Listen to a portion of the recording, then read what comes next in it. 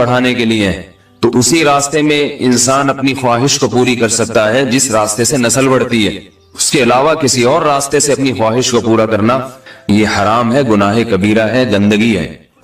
ہمارے پاس کیسز آتے ہیں، ایک پاک دامن لڑکی کی شادی ہوتی ہے، لڑکا بھی بظاہر بڑا نیک، لیکن کیا ہے، لڑکا چونکہ ٹھرکی ہوتا ہے، شہوت کا درندہ ہوتا ہے، تو وہ یہ نہیں دیکھتا کہ میں اپنی بری خواہش مٹانے کے لیے میں اپنی زوجہ کو غیر فطری طریقے پر مجبور کیسے کر سکتا ہوں.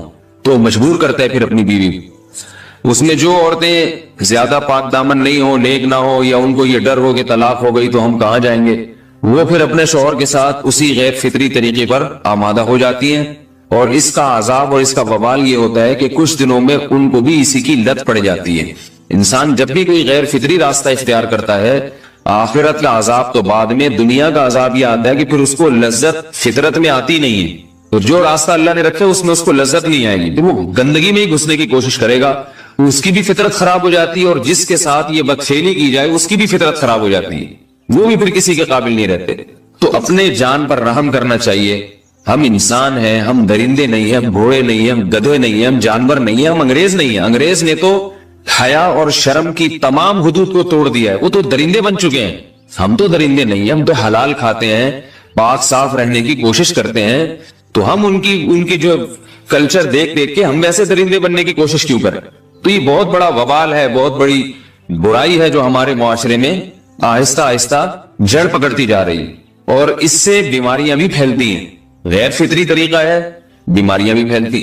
ایسے کیسز آتے ہیں کہ جناب وہ مرد مجبور کر رہا ہے بیوی کو، اور وہ بیوی جو ہے ساتھ نہیں دیتی، تو پھر اس کو طلاق کی دھمکیاں دیتے ہیں. ایسے کیسز بھی آتے ہیں.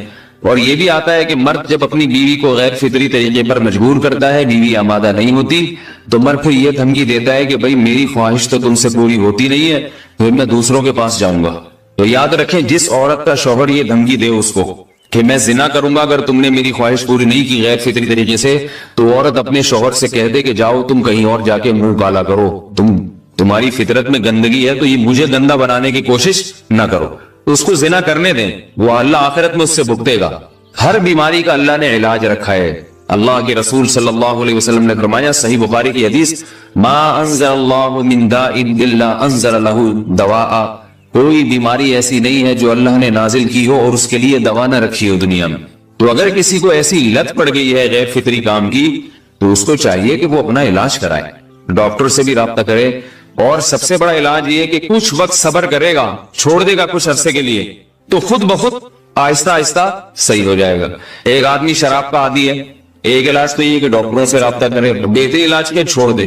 کتنے دن تڑپے گا؟ ایک دن، 2 دن، 3 دن، 4 دن، 1 ہفتہ، 2 ہفتہ، بہت زیادہ سال ہو جائے گا نا، اس کے بعد خود بخود ٹھیک ہو جائے گا.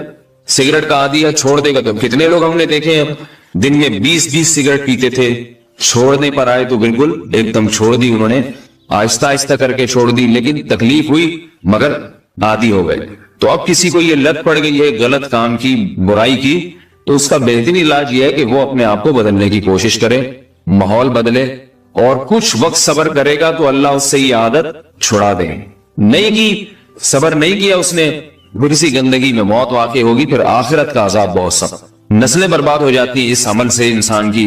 تو بات حیا کے خلاف ہے، مگر یہ کہ ایک بزرگ تھے، وہ بات فرما رہے تھے، تو کسی نے پوچھا کہ حضرت آپ حیا کے خلاف بات کرتے ہیں، تو انہوں نے فرمایا تم بے حیائی کے کام نہیں چھوڑتے، ہم اس چھڑوانے کے لیے بات کریں تو ہم برے ہیں، اور تم کام کرو تو بھی برے نہیں. برائی کا کام کرنے میں برا نہیں بنتا، اور برائی کے خلاف بولنے والا برا بن جاتا ہے کہ دیکھو یہ کیسی باتیں کر رہے ہیں. تو وہی باتیں ہیں، اس لیے ہیں کہ یہ معاشرے میں یہ برائی پھیلتی چلی جائے گی. اور یہ ہماری اپنا کلچر نہیں ہے، یہ امپورٹ ہو رہا ہے باہر سے، یہ امپورٹ ہو رہا ہے، یہ وہاں میڈیا کے ذریعے آ رہا ہے. تو وہ چیزیں دیکھا نہ کریں اور ان لوگوں سے دور رہا کریں. ہمیں تو دین کا داعی ہو کے ان کو ہدایت پر لانا تھا، بجائے ہم ہدایت پہ چل کے دوسروں کو چلانے والے بن کے ان کے راستے پہ ہم نے چلنا شروع کر دیا. اللہ تعالیٰ ہمیں اب دیکھیں ان کے ہاں ایڈز کا مرض پھیل گیا ہے. آپ بتائیے یہ ایڈز کا مرض ہمارا ہے کیا؟ یہ بیماری ہماری ہے یا ان کی ہے؟ ہمارے ہاں بیماریاں ہیں، کھانسی ہے، نزلہ ہے، ٹھیک ہے نا، بلڈ پریشر ہے، شوگر ہے، یہ بیماریاں ہماری ہیں. کوئی اللہ کا شکر ہے گندی بیماری ہمارے ہاں نہیں ہے. جتنی گندگیاں ہیں وہاں سے آ رہی ہیں. ایڈز کا مرض وہاں سے امپورٹ ہوا ہے. وہ ایڈز کا مرض اسی بدفعلی کی وجہ سے پیدا ہوتا ہے، اسی سے جراثیم پیدا ہوتے ہیں. اور اتنا خطرناک مرض کے ایسے متعدی ایسے پھیلتا ہی. افغانستان میں ایڈز کا ریشو 0 تھا, 0. وہ جانتے نہیں تھے کہ ایڈز کا مرض ہوتا کیا ہے. جب سے امریکن آرمی, برطانیہ آرمی افغانستان میں آئی ہے, فوجی آئے ہیں, افغانوں میں ایڈز کا مرض پھیل گیا ہے. انہوں نے وہاں بدفعلیاں شروع کر دی ہیں. تو وہ تو حالانکہ ان کے لیے زنا کتنا سستا ہے, کتنا سستا ہے نا ان کے لیے زنا, پھر بھی وہ لڑکوں کی طرف مائل ہوتے ہیں. تو اتنی گندگی, ایسا گندا جب انسان بن جائے پھر اللہ اس کے وجود کو برقرار نہیں رکھتے, اور رکھتے ہیں تو پھر آخرت میں سزا دینے کے لیے. اپنے آپ کو ان گندگیوں سے بچانا چاہیے, حلال پہ اکتفا کرنا چاہیے.